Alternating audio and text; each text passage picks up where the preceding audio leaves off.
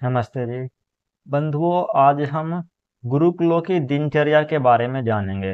गुरुकुलों में सुबह से लेकर शाम तक क्या होता है।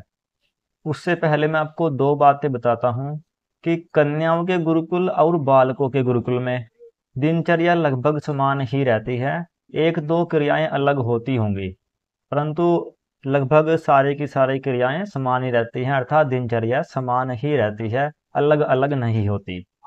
दूसरी बात, कुछ समय का अंतर आ जाता है। जैसे इस गुरुकुल में यज्ञ सुबह 6:50 पर हुआ, तो उस गुरुकुल में 7 बजे, किसी और गुरुकुल में 7:10 पर, इस प्रकार से थोड़ा बहुत अंतर आता है, परंतु दिनचर्या सेम है। यज्ञ प्रत्येक गुरुकुल में होता है, समय का थोड़ा अंतर रहता है, 5 मिनट आगे अथवा 10 मिनट पीछे, इस प्रकार से, परंतु यज्ञ अवश्य होगा।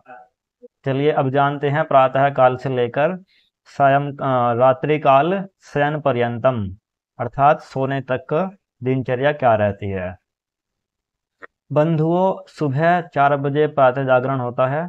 कुछ गुरुकुलों में 3:45 पर भी प्रातः जागरण हो जाता है, नहीं तो सभी गुरुकुलों में 4 बजे प्रातः जागरण निश्चित ही हो जाता है।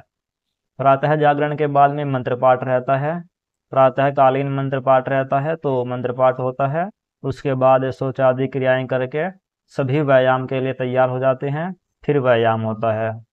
व्यायाम के बाद में फिर सभी स्नान करते हैं और फिर यज्ञ के लिए तैयार हो जाते हैं, तो फिर यज्ञ में चले जाते हैं। तो व्यायाम के बाद में यज्ञ हो गया। यज्ञ के बाद में सभी ब्रह्मचारी भोजन के लिए जाते हैं, अर्थात प्रातः रास के लिए जाते हैं, तो वहाँ पर प्रातः रास होता है। प्रातः रास से आते ही बच्चे कक्षा के लिए तैयार हो जाते हैं, फिर प्रार्थना करते हैं और कक्षा में चले जाते हैं। लगभग 8 बजे से अथवा 8:30 बजे से लेकर 1 बजे तक गुरुकुलों में कक्षा चलती हैं। 1 बजे के बाद में भोजन होता है। कुछ गुरुकुलों में 12 बजे भी हो जाता है, कुछ गुरुकुलों में 12:30 बजे होता है। इस प्रकार से थोड़ा समय का अंतर अवश्य रहता है, परंतु पढ़ाई का समय लगभग रहता है सभी गुरुकुलों में 8 बजे से लेकर 1 बजे तक, अथवा 12, 12:30 इत्यादि। तो 1 बजे फिर भोजन का समय हो जाता है, तो 1 बजे भोजन। भोजन के बाद में फिर विश्राम रहता है, किसी गुरुकुल में 15 मिनट का, किसी गुरुकुल में आधा घंटे का, इस प्रकार से, किसी गुरुकुल में 1 घंटे का भी हो जाता है, इस प्रकार से। तो फिर विश्राम का समय हो गया। विश्राम के बाद फिर कक्षा भी चलती हैं और गृह कार्य भी होता है, क्योंकि वहां पर घर तो बच्चे जाते नहीं, तो बच्चे वहीं रहते हैं। तो बच्चे 2 बजे से लेकर 4 बजे तक अपना गृह कार्य करते हैं। गृह कार्य करने के बाद में वस्त्र इत्यादि प्रक्षालनम, अर्थात कपड़े धोने वाला कार्य, वो करते हैं बच्चे। उसके बाद में फिर खेल होता है, फिर खेल खेलते हैं। और उसके बाद में फिर 5 बजे के आसपास रहता है व्यायाम का समय। खेल के बाद में कुछ व्यायाम रहता है, अथवा किसी गुरुकुल में कोई विशेष खेल होता है, तो फिर खेल व्यायाम के समय भी वही खेल हो जाता है, क्योंकि खेल भी तो एक प्रकार का व्यायाम ही होता है, तो वहाँ पे उसको एडजस्ट कर लेते हैं। प्रातः काल के समय में निश्चित ही योगा इत्यादि होता है। शाम के समय व्यायाम के समय खेल कर लेते हैं, क्योंकि खेल में भी समय चाहिए होता है।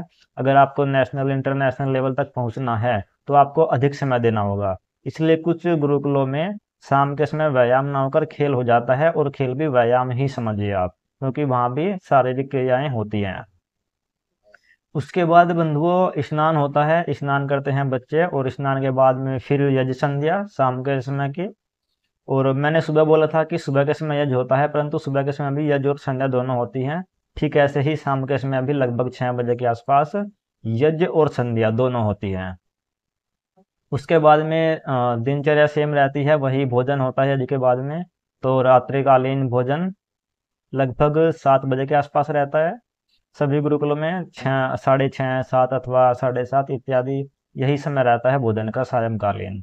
तो इस समय भोजन हो गया। भोजन के बाद में फिर 8 से 10 के टाइम में, अथवा 8 से 9:30 के टाइम में कक्षा भी चलती हैं और गृह कार्य भी होता है।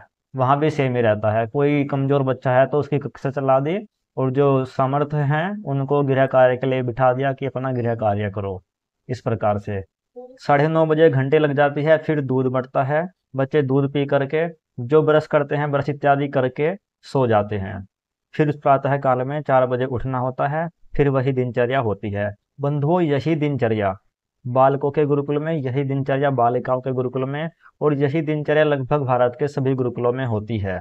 एक दो क्रियाएं आगे पीछे समय का थोड़ा अंतर रहता होगा अथवा कम ज्यादा होती होंगी, परंतु लगभग यही रहती हैं, कुछ इससे अलग नहीं होता।